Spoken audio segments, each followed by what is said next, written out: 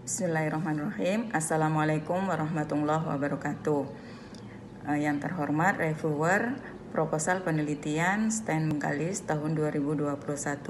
Perkenalkan, nama saya Nur Azlina, mewakili teman saya Siti Asyam dan satu mahasiswa Nailia Musyarofa akan mempresentasikan proposal penelitian tahun 2021.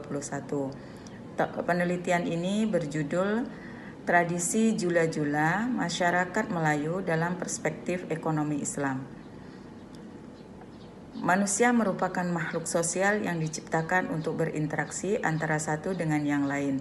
Dari interaksi sosial ini, timbul hubungan timbal balik yang akan tercapai sebuah tatanan hidup yang kompleks dan memerlukan aturan hukum yang mengatur hubungan antara sesama manusia dikenal dengan istilah muamalah. Bermuamalah harus dengan orang yang jelas identitasnya, sehingga pelaku akan merasa aman dalam keikutsertaannya.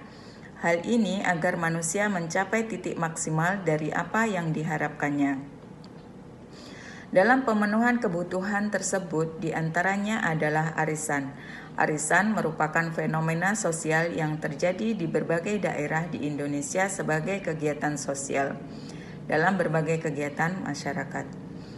Dalam pengertian umum, arisan atau tabungan bersama merupakan perkumpulan yang diundi secara berkala.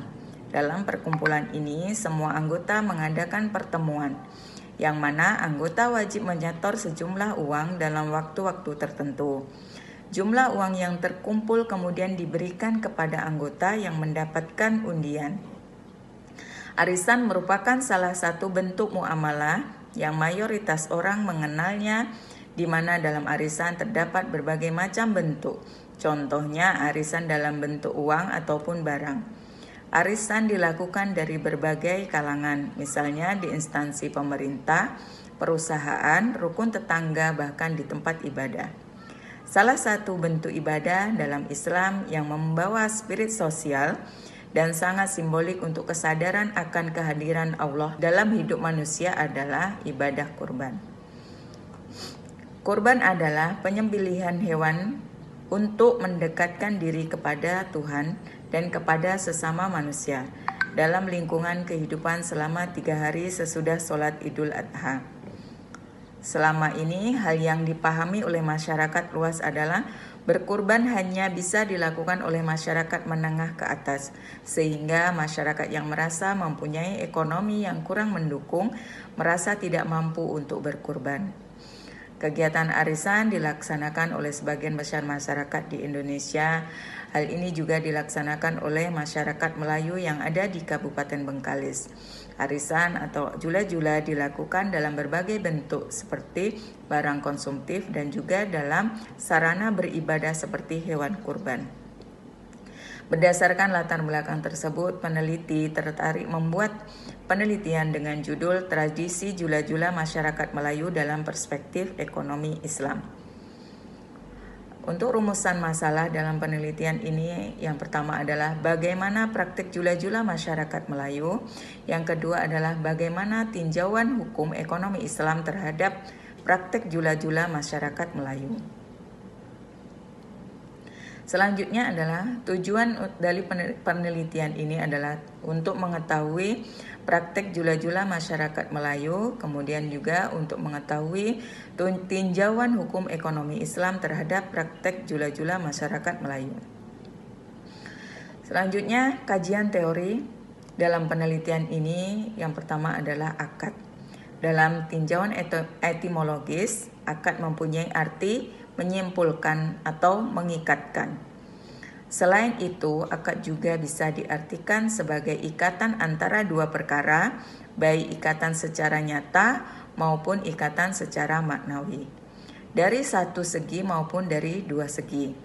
Berdasarkan tujuan pelaksanaan akad dapat dibagi menjadi beberapa jenis, yaitu ada akad tijaroh. Akad tijaroh merupakan segala macam perjanjian yang menyangkut untuk keuntungan atau for profit transaction.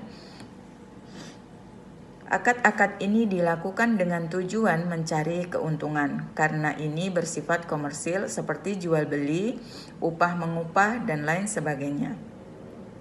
Selanjutnya adalah akad tabarruk. Akad tabarruk merupakan segala macam perjanjian yang menyangkut non-profit transaction atau transaksi nirlaba. Akad tabarruk dilakukan atas dasar tolong-menolong dalam rangka kebaikan. Dalam akad ini, pihak yang berbuat kebaikan tersebut tidak berhak mensyaratkan imbalan apapun kepada pihak lainnya. Imbalan akad tabarruk adalah dari sisi Allah Subhanahu wa taala, bukan dari sisi manusia. Selanjutnya, kajian teori selanjutnya adalah arisan. Dalam Kamus Besar Bahasa Indonesia mengartikan arisan sebagai kegiatan mengumpulkan uang atau barang yang bernilai sama oleh beberapa orang, kemudian diundi di antara mereka untuk menentukan siapa yang memperolehnya. Dalam bahasa Arab, arisan disebut dengan istilah Jam'iyah al-Muwazzafin yang bermakna perkumpulan karyawan di Arab yang bermakna Jam'iyah Muwazzafin yang bermakna perkumpulan karyawan. Hanya saja makna perkumpulan karyawan di Arab telah memiliki makna istilah khusus yang sepadan dengan fakta arisan di Indonesia karena banyak pelaku arisan di sana yang populer dan banyak dilakukan oleh para karyawan di berbagai unit. Mayoritas ulama berpendapat bahwa hukum arisan adalah mubah atau boleh. Ini adalah pendapat dari Ar-Razi Asy-Syafi'i di kalangan ulama terdahulu. Abdul Aziz bin Baz, Muhammad bin Al-Utsaimin, Said Abdul Adim dalam kitabnya membolehkan arisan karena memudahkan muksirin atau orang-orang yang kesusahan dan bahkan memujinya sebagai jenis takaful ta'awuni atau solidaritas mutual. Selanjutnya adalah arisan menurut ekonomi Islam. Karena arisan adalah akad qirot, maka untuk mengetahui bagaimana hukum Islam terhadap arisan harus dikembalikan pada hukum Islam terhadap qirot. Dalil-dalil telah menunjukkan dengan jelas bahwa akad qirot hukumnya mubah. Dari Abu Hurairah radhiyallahu anhu bahwa ada seorang anak laki-laki datang menemui Nabi Shallallahu Alaihi Wasallam untuk menagih unta yang dijanjikan kepadanya. Maka Rasulullah Shallallahu Alaihi Wasallam bersabda kepada para sahabatnya. Kemudian mereka berkata, kami tidak mendapatkan kecuali yang berumur lebih tua. Orang itu berkata, berikanlah kepadaku, nanti Allah akan membalasnya. Maka Rasulullah Shallallahu Alaihi Wasallam bersabda, berikanlah kepadanya karena yang terbaik di antara manusia adalah mereka yang paling baik dalam melunasi hutang. Metodologi penelitian. Penelitian ini dilakukan di Masjid Iqomatuddin Desa Berancah. Yang menjadi subjek penelitian ini adalah pengurus Masjid Iqomatuddin. Objek penelitian ini adalah arisan kurban. Penelitian ini bersifat analisis deskriptif, yaitu dengan menganalisis objek penelitian dan kemudian mendeskripsikan arisan kurban yang dilaksanakan menurut pandangan ekonomi Islam.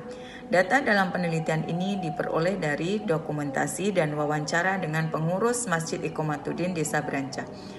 Dalam pelaksanaan penelitian ini akan mencari informasi tentang kegiatan arisan atau jula-jula kurban yang dilaksanakan di Masjid Iqomatuddin dengan mewawancarai pengurus masjid tentang teknis kegiatan arisan yang dilaksanakan, apakah sesuai dengan hukum ekonomi Islam yang berlaku. Baiklah, demikianlah presentasi proposal penelitian kami. Saya pribadi yang mempresentasikan proposal ini apabila ada kesalahan dalam perkataan, saya mohon maaf yang sebesar-besarnya, dan selanjutnya kami mohon saran dari reviewer untuk proposal kami ini lebih baik lagi. Akhirnya dari saya, wassalamualaikum warahmatullahi wabarakatuh.